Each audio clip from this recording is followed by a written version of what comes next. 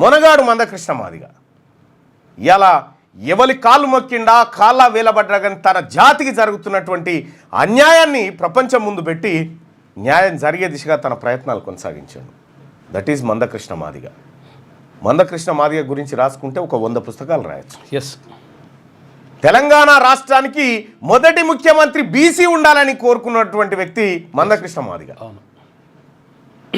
అంత గొప్ప వ్యక్తి. మాదిగల కోసమే కాదు, సామాజిక ఉద్యమాలన్నింటిలో ఉన్నాడు ఆయన.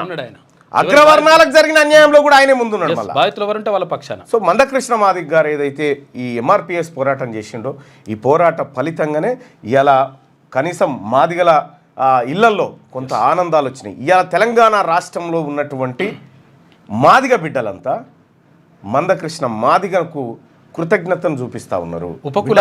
మా కోసం కొట్లాడినావు నువ్వు, మా జాతుల కోసం కొట్లాడినావు, అనేక సార్లు అవమానాలు ఎదుర్కొన్నావు, ఎంతోమంది అవమానించినా కూడా ఒకడొకడు నడిమిట్లా కొనేలకు ముందుకే ఇడిచిపెట్టి ఎక్కడోడు అక్కడ పోయి తీరా ఇయ్యాల నా వల్లనే ఇది జరిగిందని దొంగ మాటలు చెప్తా ఉన్నారు కొంతమంది. కానీ వాళ్ళకు మార్కెట్లో ఏమీ లేదు, ఏం కథ లేదు.